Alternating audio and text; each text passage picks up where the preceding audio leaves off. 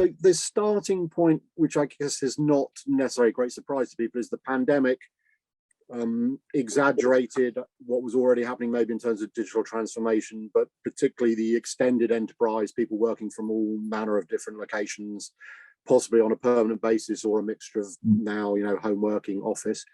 That has added to what was already a fairly complicated, depressing, however you want to describe it, security landscape. So I guess some thoughts as to what has gone on there. And secondly, I guess in the startup, whether the channel has therefore an opportunity to help folks, find their way through this situation. Yeah, so you're right. So I think the pandemic did accelerate what was already happening.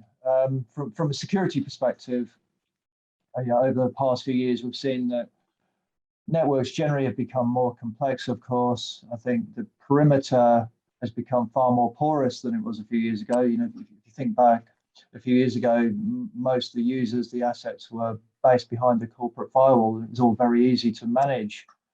And, with the rise in remote working particularly, and particularly at the speed that had to happen. So, companies had to deploy their users remotely very, very quickly. And that meant that security, in some cases, was an afterthought. So they wanted to get their users working, and then they had to try and get them secure after that. So that created a number of challenges, of course, from a security perspective. The return to work more latterly has also created some challenges. So obviously, companies have deployed technologies such as devices to manage who comes into the building, to temperature check them, do they have a fever, to manage social distancing. So all these new technologies are also creating challenges because obviously each of those sensors, those management tools, is essentially an IP device that needs to be secured. So again, I think the networks have become more complex, much more porous, and I think that the key thing really is that this is going to continue to happen. I was reading a report the other day, actually, and it was telling me that the number of internet connected devices is set to double between now and 2025. So up to 75 billion devices worldwide. And so many of these are going to be, IoT devices, OT devices. And again, this sort of trend in complexity is going to continue, but it's going to actually grow exponentially. So that number of devices is doubling over the next 3-4 years. So that's going to create challenges as well, because each internet connected device, of course, needs securing. So lots of challenges, but also lots of opportunities from a channel perspective. I think that's the key message. And in terms of the path towards that security solution, I know education, people have banged on about it, for security for a long time, but it still surprises me perhaps that a lot of people are not as aware perhaps as they should be in terms of, just what you maybe say are fairly simple security, whether it's phishing, emails, all that kind of stuff. Do you think the channel, does the channel have a role to play in the education, or is that up to the end user to go out and understand it all themselves and then come to the channel and say, this is what I want? Or can the channel help the end user understand how to educate its workforces to be more security savvy, if that makes sense? Yeah, I think the channel's definitely got a role to raise that awareness, to let the end users know about the potential challenges they face, and then to help them deal with those challenges. Just thinking about this rise in remote working, I think some of the attackers, the bad actors, whoever exploited the change in working environment. I think it's human nature sometimes, if you're working in a different environment, to maybe think the normal rules of the office don't apply. I think if you're working from home as well, there can be more distractions, whether it's children running around, whether it's other people working from home. I think because of that, we saw a big increase in, for example, phishing attacks. And there was also a big desire from people to learn more, particularly in the early days, to learn more about COVID. So people were probably going on to websites that they shouldn't, maybe clicking on malicious links. So these all create lots of challenges. And I think if people had been in their normal working environment, they probably wouldn't have been exposed to that and probably wouldn't have acted in the same way. So it did create challenges. I think the channel does have an important role to play in terms of raising that awareness, but then following on from that, also helping end customers educate their employees, manage the rollout of that education, and then go on to help them, build policies that are relevant to the organization, and of course enforce those policies as well. Yeah, no, I was going to come on. I mean, policies seems to be the major thing. It's all very well, everyone understands things, but again, company-wide, it can be quite a complicated process to try and spot and understand every single employee's likely behavior against real and all that. But is it, again, the channel has a role, you think, in helping companies to formulate those policies so every individual employee can be managed pretty effectively as to what they can access and hopefully what they can't access as well, and stay secure wherever they happen to be?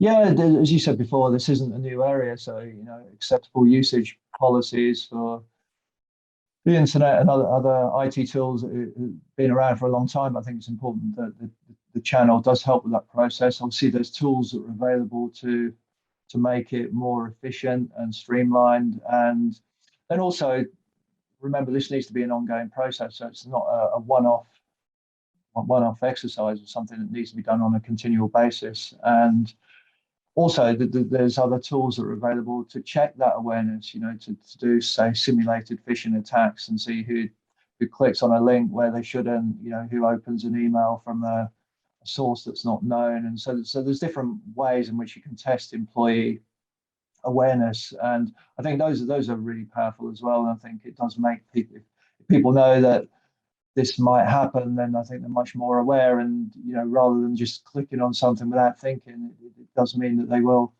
give some prior thought to that in many cases, and that those can be really powerful as well. As I say, there's a number of different tools that are available to manage that. So I think that's a key role from the channel perspective as well, I think. And in terms of the I guess the main attraction potentially for the channel is obviously the solutions they can supply, but I'm sure we all but sympathize a lot with the end user, because there are so many potential security solutions out there, all with different names. Then the sort of zero trust as a trend comes along, and then there's this is it XDR, extended detection and response, with good old friend ransomware. I mean, if I was an end user running a reasonable size organization, I might be tempted just a bit like the environmental thing, throw your hands up in the air and say, where do I start? What do I do? I guess, again, does the channel have a role it can help end users gather together, the component parts of a comprehensive security solution? Yeah, again, reiterating what you said, this is a complex market. I think because I live and breathe the market, sometimes you can forget that. But I think Ellis say, for example, there's over 2,600 security vendors in the market. So loads of different vendors in lots of different sub-segments. It's very complex. Lots of buzzwords, acronyms, and ultimately, what an end user wants is a solution, isn't it? They want a business outcome or solution. So I think the channel can really help with that. They need to start with helping the end customer build a security policy, one that's relevant to the organization, one that's fit for purpose. They'll probably have to do some kind of vulnerability or security testing to help benchmark where they are. And then, of course, there may be, going back to the products, of course, there may be an opportunity to supply products off the back of that to help enforce that security policy. But, I've got to reinforce this needs to be a cyclical process, or something that's done on an ongoing basis, because networks are always changing, users are changing, security postures are moving targets. So it's not a one-off exercise. This needs to be done continually. And I mean, clearly organizations' needs vary and their size and complexity varies, but have you got any idea of what an optimum, would an optimum solution consist of 5 different key components, 20? I mean, or is it just too difficult to pin down because every situation is different? Or all I'm saying is, I suppose, if you're an end user and or a channel person, if you're saying, right, this one piece of software is going to solve your whole security, should someone be fairly suspicious of that? Or, what sort of numbers are we looking at?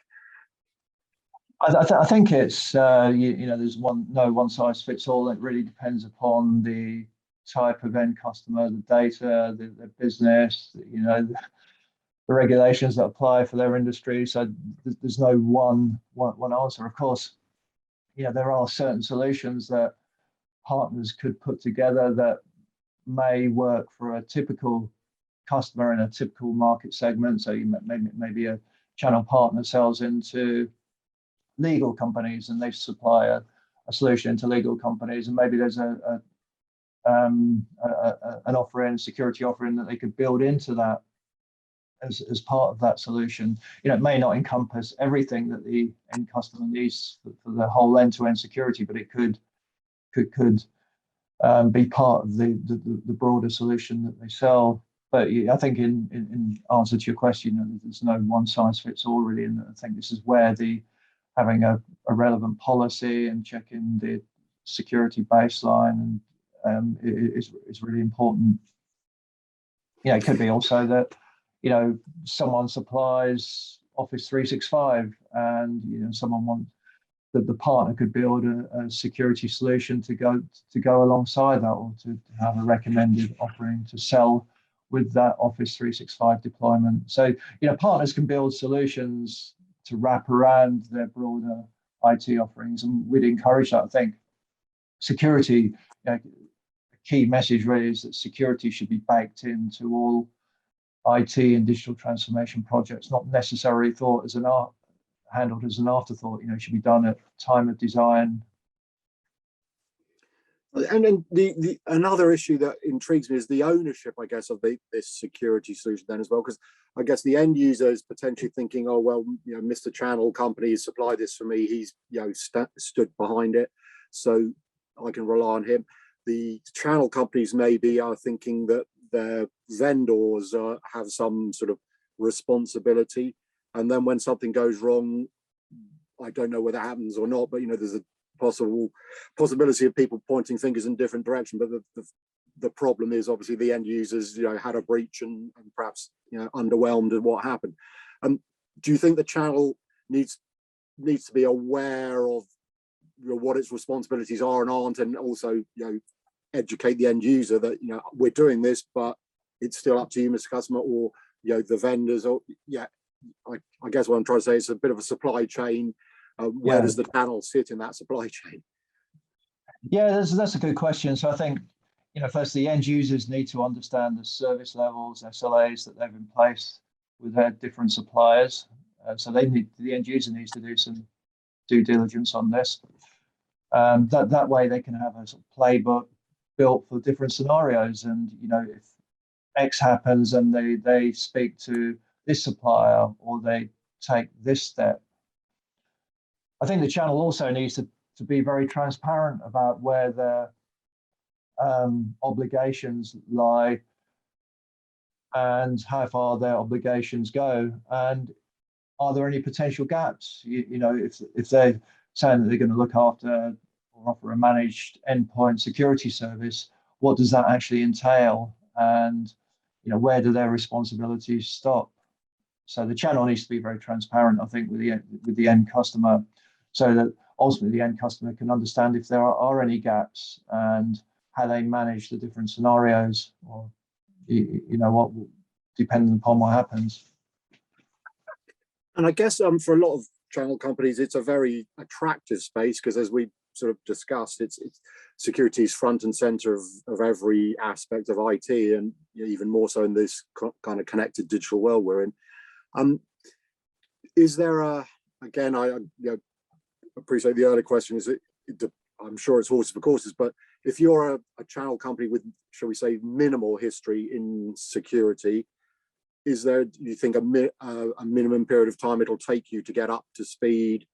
Even if you acquire obviously individuals and stuff with expertise, just to be able to offer that. I suppose what I'm trying to say is, it a little dangerous if all these channel companies rush in offering security without knowing what they're doing. How do you go about becoming a security expert?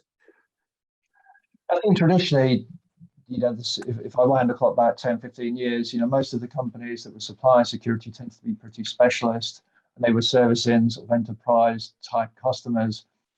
Of course, over recent years, the need for security has broadened out. So SMBs, much smaller companies, and that means those are generally serviced by a different set of partners, and those partners, of course, won't be security specialists necessarily. So I think there's a number of different ways in which partners can address this. From a tech data perspective, we recognize that. So we have a program, we call it our cybersecurity practice builder program, which is essentially a methodology to help partners build or accelerate their progress within the cybersecurity space. So we can deliver that through a workshop-based format or digitally.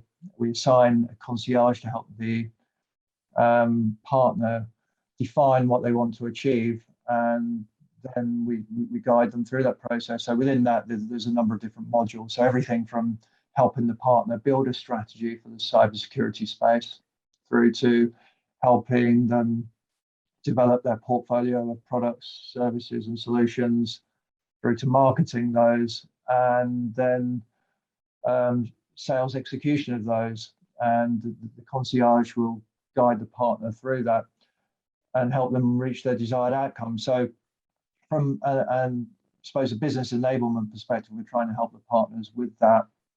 In terms of those solutions, again, we're able to help them because we have a number of pre-built managed security services that partners can resell. So for a partner to build their own service, of course, they can often be quite a hefty investment. It can take a period of time to get some return on investment from that big outlay. There's also a big, I suppose, skills learning process that needs to happen. So the partners we've built a number of services, so things like managed next-gen firewall, managed authentication, security assessments, managed SOC as a service. And partners can buy and resell those, and we and our suppliers will do all the work in the background, but the partner can still offer that very quickly. Also a number of multi-vendor solutions and things like ransomware mitigation, where we've built or designed and built some multi-vendor solutions that I suppose deliver a business outcome. So saying ransomware mitigation would be one that we're doing a lot of work with at the moment, and the partners can resell that without having to go through that design, development, test process, so they can offer the solutions more quickly and not necessarily have to make that really, really big investment in their own teams. And as the partner develops, as they become successful, they may well want to bring that in-house and offer those services themselves. We can offer that sort of stepping stone, I suppose, approach to help them get into the market and offer a really strong, robust service much more quickly and much more cheaply than they'd be able to offer themselves. Okay, no, that's good. One other thing actually just occurred to me, and you may or may not have a view on multi-factor authentication. Just intrigued. I mean, it seems to make a lot of sense. Are you surprised that it isn't gain more traction more quickly? Because it seems, I say, a fairly simple way of at least guaranteeing the sort of identity access side of the security puzzle. And I know you guys sort of doing stuff with that already, or? Yeah, it's a key area. I think traditionally, two-factor authentication would involve a hardware token, and there was obviously a cost to that. More lastly, of course, we've seen vendors like RSA bring multi-factor authentication tokens where they can use SMS, they can use other methods to manage that authentication process. So the cost has come down, and it's widely adopted now within banks. So consumers, when they log onto their bank accounts, quite often they'll have a two-factor authentication process using the mobiles. And enterprises have really adopted, and smaller companies as well has really adopted that. We saw a really big spike, obviously, when companies enabled their workforce to work from home, because authentication is a really, really key element of that. Being who you say you are is a really important in the security puzzle in terms of those remote users. So it has really gained traction, particularly over the past few years, with the choice now in terms of multi-factor authentication methods. We're not just talking about hardware tokens now. There's lots of other ways to do that. Okay, and maybe as we finish, a final thought or two. If you're a channel business that has maybe not sort of gone into security as yet in a way, what sort of things, if you're evaluating a way of doing that with a distributor such as yourself or whatever, what are the sort of things to look for in solutions provider, when you're looking to build out some kind of security service?